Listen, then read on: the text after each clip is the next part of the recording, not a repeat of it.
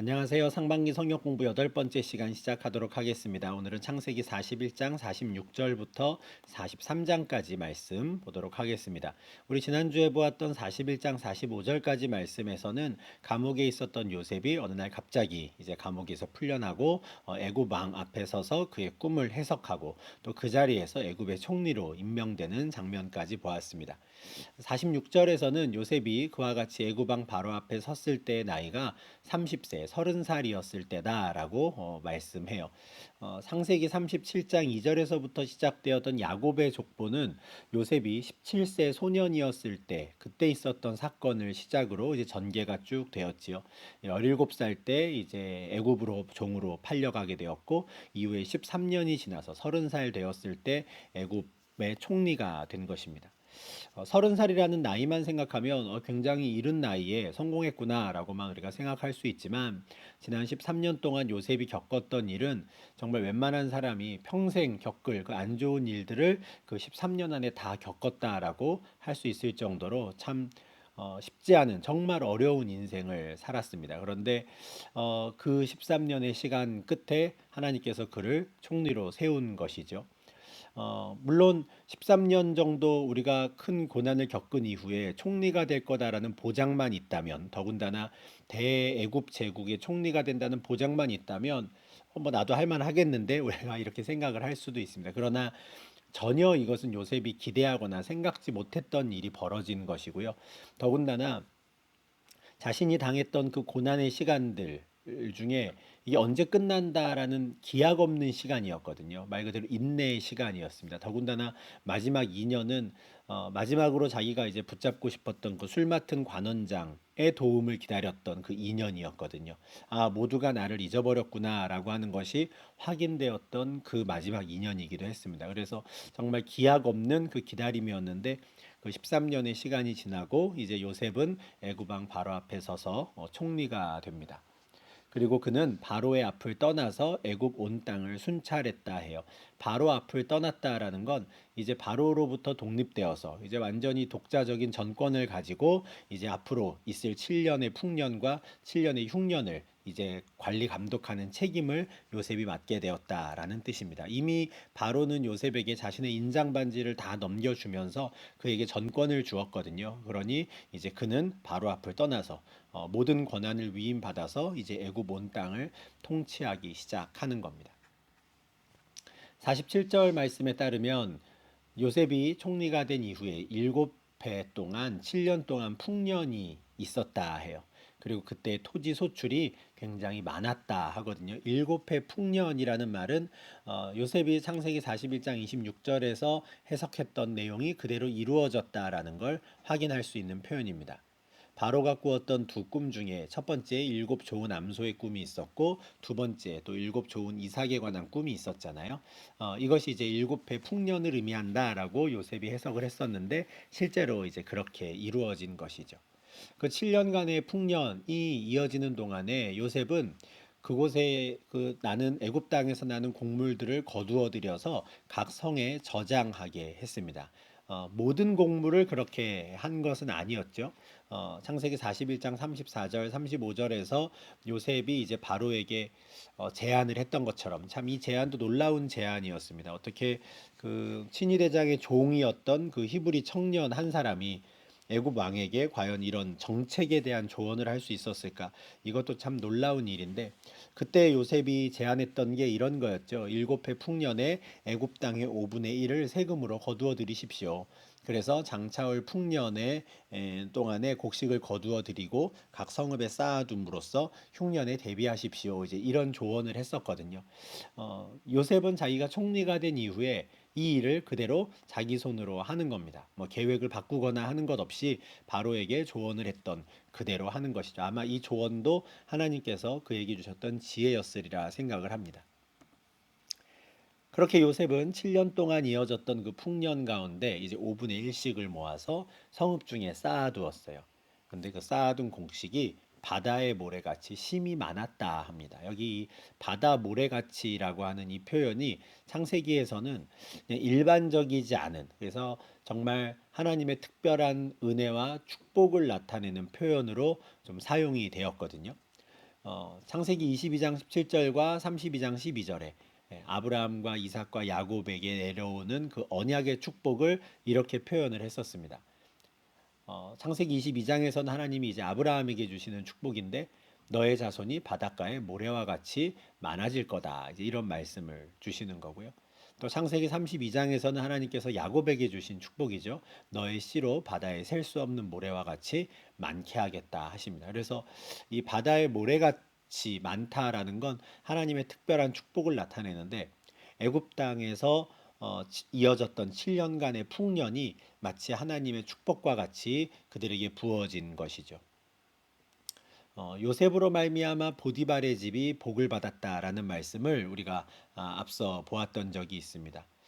이와 같이 또 요셉으로 말미암아 하나님께서 애굽 땅에 큰 축복을 주신 게 아닌가라는 생각을 좀 하게 되는데 곡식뿐만 아니라 요셉의 각 가정에도 하나님께서 축복을 주십니다. 50절 말씀입니다. 흉년이 들기 전에 요셉에게 두 아들이 나되 곧 온의 제사장 보디메라의 딸 아스낫이 그에게서 낳았다는 거죠. 흉년이 들기 전에, 그러니까 계속된 풍년의 기간 중에 하나님께서 애굽 땅에 곡식으로 축복을 주셨을 뿐 아니라 요셉에게도 두 아들을 주시는 복을 주셨다라는 거죠. 이게 다 풍년이라고 하는 하나님의 은혜 가운데 주어지는 일이었습니다. 두 아들을 낳았는데 요셉은 장남의 이름은 므낫세라고 지었어요. 므낫세라고 지은 이유는 하나님이 나에게 내 모든 고난과 내 아버지의 온 집 일을 잊어버리게 하셨다라는 뜻이라고 합니다. 그러니까 참 어려운 13년의 시간, 사실은 뭐 더 됐겠죠. 13년 만에 총리가 되었고 이후에 이제 결혼을 해서 아이를 낳았으니까 이게 한 15년, 16년 정도 지난 시간들을 아우르는 말일 텐데 지난 한 15년, 16년 동안 요셉은 참 많은 고난을 당했고 아버지의 집, 그러니까 가나안 땅을 생각할 때마다 굉장히 고통스러웠단 말이죠. 그런데 므낫세가 태어나는 순간 그 모든 고난과 그 모든 어려운 일들을 다 내가 잊어버리게 됐다. 그만큼 기쁘다라는 것이죠. 이제 고생 끝, 행복 시작, 좀 이런 느낌인 겁니다. 아, 이제 하나님께서 나에게 또 새로운 은혜를 주시는구나 하고 이제 기대하는 상황이 된 것이죠. 근데 이 므낫세라는 이름에서도 요셉은 하나님이라고 하는 주어를 놓치지 않습니다. 참 형들을 생각하면 원망도 되었고 또 한때로는 또 억울하기도 해서 하나님을 원망하기도 하지 않았을까요? 그렇지만 이제 또 므낫세를 낳은 이때에는 아 그래 하나님께서 또 나에게 이 기쁨을 주셔서 지난 어려움들을 환란들을 다 잊어버리게 하시는구나라고 또 고백을 하는 겁니다. 둘째 아들의 이름은 에브라임이라고 지었다고 해요. 이제는 고생이 끝났다라는 것을 넘어서서 앞으로는 내가 수고하는 땅에서 하나님이 나를 번성하게 하셨다라는 이름의 뜻입니다. 그러니까 고생 끝을 넘어서서 하나님께서 나에게 복을 주셨다. 나를 번성케 하셨다. 무엇보다 내가 수고한 땅이잖아요. 내가 수고한 이 열매를 하나님이 먹게 하셨다라는 그 고백입니다. 이 이름이 이제 에브라임이라는 거예요. 므낫세 에브라임. 다 참 좋은 이름의 뜻이구나 싶어요. 창세기 39장에서도 시작과 끝이 여호와께서 요셉과 함께 하심으로 그가 형통한 자가 되었다라는 말씀이 있었단 말이죠. 근데 이때만 해도 참 요셉의 개인의 삶을 보면 그는 점점 바닥으로 떨어지고 있는 상황이었어요. 그럼에도 불구하고 성경에서는 하나님께서 요셉과 함께 있어서 그가 형통했다 하거든요. 그런데 지금과 같이 이 41장의 상황과 같이 요셉이 총리가 되고 므낫세와 에브라임이라는 두 아들들을 낳은 이 상황에서도 요셉은 지금 또 같은 고백을 하고 있는 겁니다. 그가 감옥에 있을 때에나 보디발의 집에 있을 때에나 애굽의 총리로 있을 때에나 그는 하나님께서 나와 함께 하시고 하나님께서 나에게 은혜를 베풀어 주시기에 이제는 고난도 있게 하시고 이제는 번성케 하시고 내가 형통한 자입니다라는 것을 그렇게 고백하게 되는 것입니다. 참 하나님 보시기에 참 귀하고 예쁜 이름이었을 것 같다라는 생각이 듭니다. 근데 그렇게 풍년이 끝나고 이제는 흉년이 시작이 됩니다. 53절입니다. 애굽 땅에 7해 풍년이 그치고 요셉의 말과 같이 7해 흉년이 들기 시작하매 각국에는 기근이 있으나 애굽 온 땅에는 먹을 것이 있더니 애굽 온 땅이 굶주림에 백성이 바로에게 부르짖어 양식을 구하는지라. 7해 동안 풍년이 이어지는 동안 사실 모든 애굽 사람들 그리고 바로와 그의 모든 신하들은 요셉의 해석이 틀리기를 바랬을 거예요. 그죠? 요셉이 바로의 꿈을 해석할 때 일곱 해 풍년 이후에 일곱 해 흉년이 올 건데 그 흉년은 앞에 있던 그 풍년을 다 잡아먹을 만큼 기억도 못할 만큼 아주 혹독한 것이다라고 해석을 했는데 일곱 해 풍년이 이어지는 동안에 그런 일이 벌어질 거라고는 상상하지 못할 겁니다. 그죠? 에이, 설마 그러겠어? 계속 우리는 좋을 거야, 좋을 거야 생각을 하는데 정말 7년의 풍년이 끝나고 일곱 해 흉년이 시작되는 겁니다. 요셉의 말과 같이 아, 올 것이 왔구나 하는 겁니다. 파리하고 흉한 일곱 소, 속이 빈 일곱 이삭이라고 하는 그 꿈이 이제 시작이 되는 것이죠. 지금 보여드리는 이 지도가 현재 이제 구글 맵상으로 이제 이집트와 이제 북아프리카 동쪽 지역 그리고 사우디아라비아를 포함한 가나안 땅까지 이렇게 아우르는 지도인데 이집트를 쭉 관통해서 내려가는 이제 이 강이 있습니다. 이게 나일 강이죠. 근데 이집트가 아주 오래 전부터 애굽 문명이라고 하는 아주 대단한 문명을 만들 수 있었던 건 이 나일강 덕분이었다라고 많이들 설명을 합니다. 나일강이 정기적으로 범람을 하면서 나일강 주변의 땅들이 이제 비옥한 땅이 되는 것이고 그곳에서 정말 굉장한 농작물들이 이제 나오기 시작하니까 그곳에 많은 사람들이 모여들게 되고 또 그곳에서 큰 문명을 이루게 되는 것이죠. 그런데 이제 제가 이 붉은색으로 네모 박스를 쳐둔 걸 가만 보시면 이 나일강은 이집트 남쪽에 있는 수단 북부 지역에서부터 시작하는 강입니다. 강의 이제 그 수원지, 발원지가 수단 북부 지역인 거예요. 그래서 이 당시에 그 고대 기록을 보면 이 지금의 수단 북부 지역에 비가 내리지 않고 가뭄이 찾아오면 자연스럽게 강물의 양이 줄어드는 것이고 나일 강물이 범람하는 데에도 지장이 생기는 경우가 있었다라고 그래요. 그러니까 수단 북부 지역에 가뭄이 찾아오면 강 자체가 마르는 일은 없겠지만 그래도 범람할 정도의 강물의 양이 되지 않는 것이죠. 근데 그렇게 범람하지 않으면 이제 그해 이집트의 농사는 이제 망하는 겁니다. 흉년이 찾아오는 거거든요. 근데 물론 이때 지금 성경이 말하는 이 흉년은 그냥 일반적으로 일어날 수 있는 정도의 흉년이 아닙니다. 나일강이 범람하지 않는 게 7년 동안이나 계속되는 거예요. 이건 정말 독특한 일이고 특이한 일이 벌어지는 것인데 이 극심한 가뭄, 수단과 이집트 지역 그리고 그 주변 지역의 극심한 가뭄이 이 고대 근동 지역 중에 이제 가나안 땅 이 인근까지도 영향을 미치는 것이죠. 그래서 이 근방이 그냥 계속해서 철저한 아주 극심한 흉년과 가뭄으로 고생하는 일이 7년 동안 벌어지는 겁니다. 그래서 성경에서도 각국의 기근이 있었다라고 말을 하는 거예요. 그런데 다행스럽게도 애굽에는 먹을 것이 있는 거죠. 예.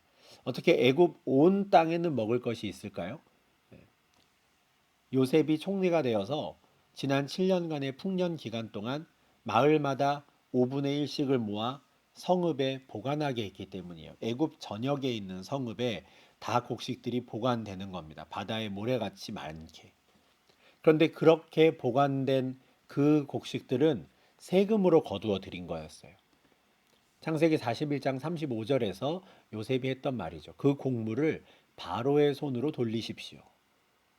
국고성에 그 양식들을 비축하십시오 하는 거예요. 거기에 쌓여 있는 모래와 같이 많은 그 곡식은 백성들의 것이 아니라 바로의 것, 국가의 것이었던 거죠. 그래서 애굽의 각 성읍의 창고에 곡식은 있지만 애굽 온 땅이 굶주리는 일이 벌어지는 겁니다. 세금으로 낸 그 곡식들은 여전히 창고 안에 있지만 바로가 아직 그 창고 문을 열지 않았기 때문에 식량이 떨어진 애굽 온 땅엔 굶주림이 시작되었고 이제 백성들은 자신들의 왕인 바로에게 부르짖기 시작합니다. 우리에게 양식을 주십시오. 양식을 주십시오 하는 거죠. 그렇게 온 애굽 백성들이 자신에게 양식을 달라고 요청을 하니까 바로가 이렇게 명령을 내려요. 요셉에게 가서 그가 너희에게 이르는 대로 하라. 딱 이 한마디를 합니다. 자신을 향해서 양식을 달라고 아우성치는 이 백성들에게 요셉한테 가서 말해. 이렇게 말하는 거죠. 요셉한테 가서 말하고 요셉이 하라는 대로 해. 그러면 그가 너희에게 양식을 줄 거다 하는 겁니다. 창세기 41장 44절에서 바로는 요셉을 애굽의 총리로 임명하면서 나는 바로라 이렇게 말을 시작했어요. 내가 이 나라의 왕이다 하는 거고요. 이거는 바로의 권위를 가지고 애굽 제국의 왕의 권위를 가지고 이제 선포되는 새로운 규칙과도 같은 그런 법이 하나 제정됩니다. 그 법이 뭐냐면 애굽 온 땅에서 요셉의 허락이 없이는 수족을 놀리지 말아라 이런 거예요. 이 정도로 막강한 권한을 요셉에게 주는 거죠. 애굽 온 땅에서 너의 허락이 없이는 수족을 늘릴 자가 없다. 그러니까 자신을 향해서 양식을 달라고 외치는 백성들에게도 이렇게 말하는 거예요. 요셉한테 가서 말해라. 그리고 요셉이 하라는 대로 해라. 그럼 너희가 산다는 거죠. 이 7년간의 풍년이 이어지고 있을 때에도 바로는 요셉에 대해 신뢰했을 거예요. 아, 정말 저놈이 말한 대로, 저놈이 해석한 대로 우리가 계속 풍년이 이어지는구나 했을 거예요. 그런데 바로가 요셉을 더 전적으로 신뢰할 수 있게 된 계기는 아마도 진짜 7년 만에 풍년이 딱 끝나고 그 다음에부터는 흉년이 시작되었대. 그걸 딱 보고는 야, 진짜 저놈 말이 맞구나를 또 확인할 수 있었을 겁니다. 그러면서 아마 요셉에 대한 신뢰도가 훨씬 높아졌겠죠. 아, 정말 저놈이 해석한 대로 지금 일이 진행되는구나, 상황이 진행되는구나를 보고 나니까 더더욱 요셉을 의지하게 되는 것이죠. 요셉에게 가라. 요셉이 시키는 대로 해라 하는 겁니다. 사람들이 이제 요셉에게 가서 물으니 이제 요셉이 어떻게 합니까? 모든 창고를 열어라 라고 명령을 내리는 겁니다.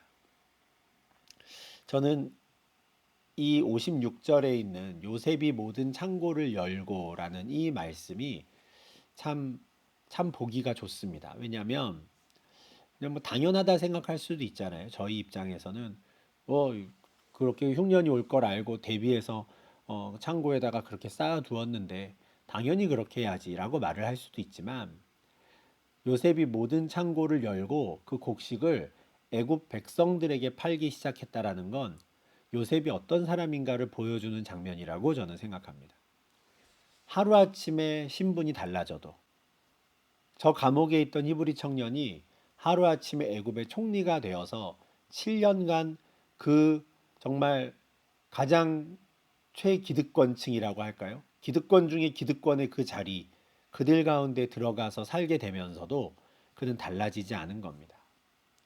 7년간의 그 풍요로움을 누리면서도 요셉이라는 사람의 됨됨이는 달라지지 않은 거예요. 7년간의 풍년 기간 동안 창고에다가 곡식을 쌓아놨어요.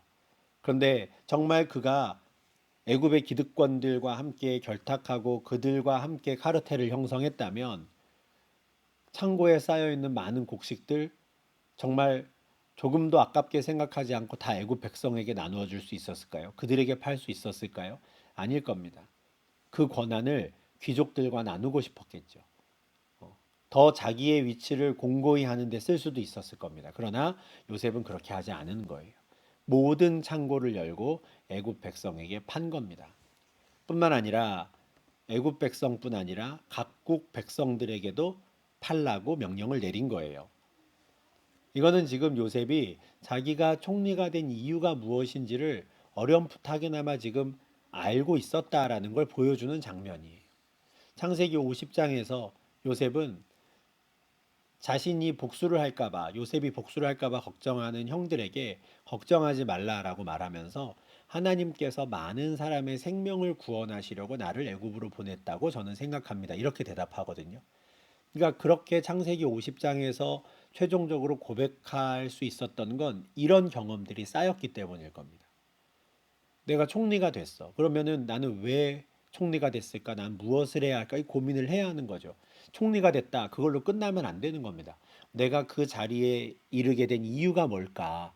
하나님은 왜 나에게 이 일을 시키실까? 고민을 해야 되는데 요셉은 그 고민을 한 것 같고요. 그리고 그 고민을 지난 7년의 풍년 기간 동안도 놓치지 않은 것이죠. 그래서 창고에 쌓아둔 곡식을 애굽 백성들에게 풀었고 애굽 국경을 넘어 각국 백성에서 각국에서 오는 사람들에게도 창고문을 열었던 겁니다. 내가 할 일이 이거구나라고 생각을 한 것이죠. 56절과 57절 41장의 마지막 구절들인데 여기 보면 온 지면에 기근이 있었고 애굽 땅에 기근이 심했고 온 세상에 심했다예요. 점점 7년간의 기근, 흉년이 진행되는 동안에 상황이 점점 더 안 좋아지고 있는 모습을 보여주는 것이죠. 이런 상황에 42장이 시작합니다. 그때인 거예요. 7년간의 풍년이 끝나고 이어지는 흉년으로 인해 점점 더 정말 삶이 피폐해지고 있었던 바로 그때 가나안 땅에 있던 야곱은 애굽에 곡식이 있다는 소식을 듣습니다. 42장부터 이제 가나안 땅으로 이제 장면이 전환되는 것인데 애굽에 곡식이 있다라는 소식을 듣고 야곱이 아들들에게 이렇게 말해요. 너희는 어찌하여 서로 바라만 보고만 있느냐? 왜 가만히 있느냐? 이 말이죠. 우리식으로 말하면 우리 언제까지 손가락만 빨고 있을 거냐? 뭐라도 해야 되지 않겠느냐 하는 거죠. 그러면서 야곱은 저 애굽에 곡식이 있다는 소식을 내가 들었다. 아마 너희도 들었을 텐데 너희가 지금 가서 우리를 위하여 양식을 사와라라고 해요. 그러면 우리가 죽지 않을 거야 하죠. 우리가 살고 죽지 아니하리라 하는 걸로 보면 정말 이미 극심한 식량난에 시달리고 있었던 것으로 보입니다. 아버지께서 이렇게 말을 하니까 이제 아들들이 떠나요. 그런데 3절은 야곱의 아들들 10사람이 이렇게 시작하지 않습니다. 요셉의 형 10사람 이렇게 표현이 돼요. 그리고 요셉의 아우 베냐민은 형들과 보내지 않았다 이렇게 말하죠. 야곱의 막내 아들 베냐민 이렇게 말하지도 않는 겁니다. 요셉의 아우예요. 요셉의 형 10사람, 요셉의 아우 베냐민. 지금 이 11명의 이 아들들을 요셉을 기준으로 지금 설명을 하는 겁니다. 여전히 야곱의 마음 가운데 요셉이 많이 남아있다라는 걸 보여주는 거예요. 자기 11명의 아들들 중에 10명만 보냈어요. 왜 그럴까? 베냐민은 왜 보내지 않았을까? 베냐민은 요셉의 아우니까. 저 아들들은 왜 보낼 수 있었을까? 요셉의 형들이니까 인 겁니다. 요셉의 동생 베냐민을 보내지 않은 이유는 재난이 그에게 미칠까 두려웠기 때문에. 한번 생각을 해보시면 지금 요셉이 17살에 애굽으로 팔려갔고요. 애굽의 총리가 되었을 때가 30살이니까 13년이 지났습니다. 7년간의 풍년이 지났으니까 요셉이 종으로 팔려간 지는 20년이 되었고요. 이후에 흉년이 지속되고 있었으니까 야곱 입장에서는 요셉을 잃은 지, 그러니까 요셉이 죽었구나라는 걸 마음에 받아들인 지 벌써 2, 3년 정도 되었을 거예요. 그러나 여전히 그는 요셉을 놓지 못하고 있습니다. 물론 어떤 부모가 또 그렇게 일찍 떠나보낸 아들을, 딸을 그렇게 잊을 수 있겠냐마는 야곱도 마찬가지였던 거죠. 22년, 23년 동안 이제 요셉을 마음에 품고 있어요. 그러다 보니 10명의 아들들은 요셉의 형이고요. 베냐민은 요셉의 아우인 거예요. 그리고 요셉에게 있었던 일이 베냐민에게도 닥칠까 두려워하는 것이죠. 그래서 베냐민은 보낼 수가 없는 겁니다. 이제 야곱의 아들들이 가요. 근데 5절에서는 그 10명의 아들들을 이제는 이스라엘의 아들들이라고 말합니다. 야곱이라는 이름이 이제 이스라엘로 바뀌었었죠. 하나님께서 하란에 있던 그를 가나안 땅으로 다시 이제 불러들이시면서 그리고 베델에서 그에게 다시 한번 언약을 확인시켜 주시면서 그의 이름을 야곱에서 이스라엘로 이제 바꿔 주셨는데 5절에서는 야곱의 아들들이라는 표현 대신에 이스라엘의 아들들이라고 한 이유는 아마 공식적으로 야곱의 아들들이 이스라엘 민족이 가나안 땅에 처음으로 발을 내딛는 장면이기 때문에 그런 것 같습니다. 이스라엘 민족이 이제 처음으로 공식적으로 애굽 땅에 발을 디디는 거예요. 물론 좋은 일로 간 건 아니었습니다. 양식을 사러 들어가는 것이죠. 그리고 그때 요셉은 나라의 총리였습니다. 애굽의 총리도 사실 이스라엘의 아들이었지만 이들이 구분되어 있죠. 10명의 아들들은 양식을 사러 간 여러 다른 나라에서 온 백성들 중에 그냥 묻혀 있는 거고요. 전혀 중요하지 않은 사람들입니다. 다만 또 다른 아들 요셉은 애굽의 총리였던 것이죠. 그리고 요셉의 형들, 야곱의 아들들은 다른 모든 민족에서로부터 애굽으로 온 다른 사람들과 마찬가지로 애굽의 총리 앞에 엎드려 절합니다. 요셉은 깜짝 놀랐을 거예요. 한편으로는 혹시 형들도 오지 않을까? 왜냐하면 분명히 기근으로 인해 각국 백성들이 자기에게 와서 쌀을 사가려고 하는데 곡식을 사가려고 하니 이제 형들도 언젠가 오지 않을까라고 생각을 했을 수는 있지만 정말 형이 온 걸 보고 형들이 온 걸 보고 좀 놀랬겠죠. 근데 요셉은 딱 보고 알았던 것 같아요. 그러나 모르는 채 했다 그래요. 요셉이 보고 형들인 줄을 아나 모르는 체하고 엄한 소리로 그들에게 말하여 이르되 너희가 어디서 왔느냐 그들이 이르되 곡물을 사려고 가나안에서 왔나이다. 요셉은 딱 알아보았지만 내색을 하지 않는 거예요. 네. 형들은 어차피 요셉을 알아보지 못했고요. 네. 그러니까 10년이 아니라 뭐 20년 이상 이렇게 지난 시점이기 때문에 완전히 달라진 외모, 더군다나 요셉은 지금 완전 이집트의 복장을 하고 있고 헤어스타일도 아마 애굽 사람처럼 하고 있었을 가능성이 있습니다. 그러니 이제 완전히 알아보지 못했겠죠. 다만 요셉만 알아보는 겁니다. 그런데 요셉의 태도가 참 이유는 알 수 없는데 예, 오히려 되게 적대적으로 반응을 합니다. 그러니까 이유를 알 수 없다라고 말씀드리는 이유는 그 요셉의 속마음을 우리가 모르기 때문이에요. 그냥 상식적으로 생각하면 그 20년 이상 지난 그 일들에도 불구하고 여전히 요셉은 참 마음이 아픈 상태고 상처를 크게 받은 상태이기 때문에 도저히 형들에게 좋은 소리가 나가지 못했을 수 있죠. 어, 그러나 이 정도는 우리가 그냥 상식적으로 생각을 하는 거지만 정확한 이유는 알지 못한다라는 겁니다. 그런데 분명한 건 요셉이 굉장히 근엄한 목소리로 마치 화가 난 것 같은 목소리로 말을 시작했다는 거예요. 어디서 왔냐는 거죠. 우리는 곡물을 사려고 가나안에서 왔습니다 하고 엎드려 있어요. 엎드려 있는 그들을 보며 요셉이 자기가 꾸었던 꿈이 떠오르는 것이죠. 어떤 꿈이었습니까? 창세기 37장에 요셉이 연이어 꾸었던 두 번의 꿈이 있었죠. 같이 밭에서 곡식단을 묶었는데 요셉의 단이 일어서 있고 다른 형들의 단이 쭉 요셉의 단을 둘러서더니 절하는 꿈이었어요. 해와 달과 11별이 요셉에게도 절하는 꿈이었어요. 지금 이 애굽에서의 이 상황은 아버지도 없고 또 베냐민도 없는 상황이라서 두 번째 꿈이 이루어졌다 이렇게 말할 수는 없을 겁니다. 그러나 첫 번째 꿈은 분명히 이루어진 것이죠. 형들이 나에게 절하고 있는 겁니다. 근데 그 꿈을 딱 생각한 이후에 요셉이 이렇게 말해요. 너희는 정탐꾼들 같다. 너희 스파이다. 너희 첩자들이다. 이렇게 말을 하는 거예요. 너희가 분명히 이 나라의 틈을 엿보려고 위장해서 들어왔다 하는 거예요. 실제로 그 당시에 이렇게 아주 위장해서 들어오는 간첩들이 많이 있었거든요. 첩자들이 많이 있었습니다. 그러니 이런 틀로 지금 형들을 위협하는 거예요. 너희는 정탐꾼들 같은데? 라고 말하는 거죠. 깜짝 놀랐을 겁니다. 이 형들은 아닙니다. 내 주여 아닙니다. 요셉을 지금 주님이라고 부르죠. 당신의 종들은 정탐을 하러 온 게 아니라 곡물을 사러 왔습니다. 우리는 다 아버지가 같은 한 사람의 아들들입니다. 우리는 신원이 확실한 자들입니다. 이렇게 말을 해요. 근데 요셉이 아랑곳하지 않습니다. 아니다. 너희는 분명히 이 나라의 틈을 엿보러 온 정탐꾼들이다. 이렇게 말해요. 참 얼마나 무서웠을까 싶습니다. 대제국 애굽의 총리가 저놈들 정탐꾼이야. 저놈들 첩자들이야 라고 말하면 그냥 첩자가 되는 거예요. 그렇지 않겠습니까? 이 히브리 민족 누가 신경이나 쓰겠어요. 근데 이 총리가 계속해서 너희는 정탐꾼이 맞아. 너희는 이 나라의 틈을 엿보러 온 거야 라고 자꾸 말을 하니까 이 형제들은 지금 굉장히 놀래서 자신들의 신원에 대한 이야기를 계속 하게 되는 거예요. 아닙니다. 우리는 가나안 땅 한 사람의 아들들입니다. 근데 이 과정 중에 이런 말을 하는 중에 진실이 튀어나오는 거죠. 우리는 12형제입니다. 이렇게 말을 하는 거예요.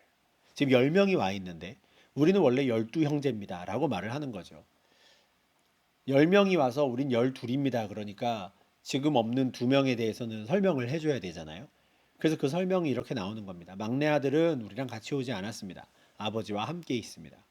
그리고 하나는 없어졌습니다. 이거 정확한 설명이죠. 진실입니다. 그죠? 지금 이 형들은 요셉이 죽었는지 살았는지 몰라요. 자기들이 팔아버렸거든요. 아버지는 짐승이 요셉을 찢었다라고 말을 하고 그렇게 믿고 있지만 사실 이 형들은 요셉이 죽지 않았다는 건 알고 있어요. 물론 그 이후에 또 죽었을 수는 있지만 최소한 자신들이 죽이진 않은 거거든요. 그래서 하나는 없어졌습니다. 정도로 이야기를 하는 거예요.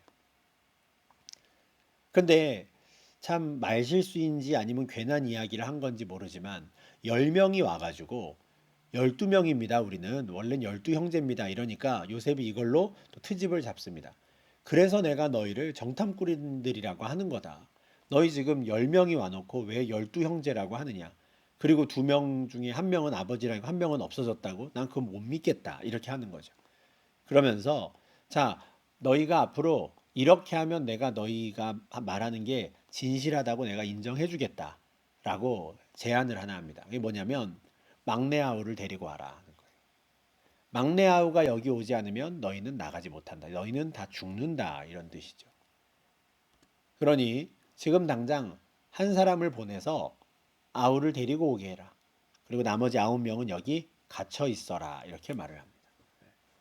한 사람만 보내서 얼른 너희가 말한 막내를 데리고 오면 너희를 한 말이 진실하다고 내가 믿어줄 테니까 그렇게 해라. 그리고 나머지 9명은 갇혀 있어라. 내가 너희 말을 시험해서 진실이 있는지 보리라 하는 거죠. 그리고 실제로 그들을 다 함께 3일을 가둡니다. 너희가 막내 동생을 데리고 오지 않으면 너희는 무조건 정탐꾼이 맞는 거야 하고는 3일을 가두는 것이죠. 요셉은 화가 났던 것 같습니다. 분노하고 짜증도 났던 것 같아요.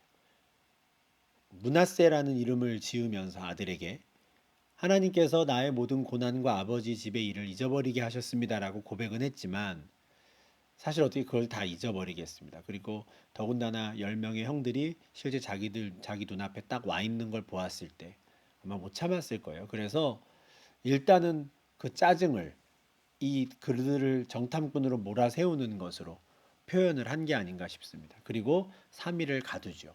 마치 그들이 자기를 붙잡아 채색 옷을 벗기고 구덩이에 던졌던 것처럼.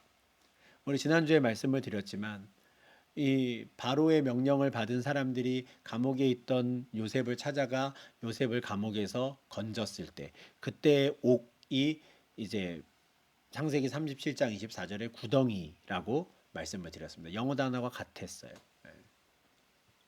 근데 형들이 요셉을 구덩이에 던지듯이 지금은 요셉이 형들을 감옥에 던지는 것이죠. 복수를 하고 싶었던 걸로 보입니다. 그래서 마치 너희들이 회의해서 누구를 보낼지 정해라 라고 하는 것처럼 그들을 다 같이 감옥에다가 가두는 거예요. 그리고 3일이 지나는 겁니다. 참 요셉의 마음이 너무도 이해가 되고 이 정도로 했다는 게 오히려 착한 사람인데 라는 생각이 드는 또 반응이기도 합니다. 근데 이제 3일을 가두었다 하는데 3일이 지난 이후에 조금 요셉이 또 생각이 좀 바뀌어요.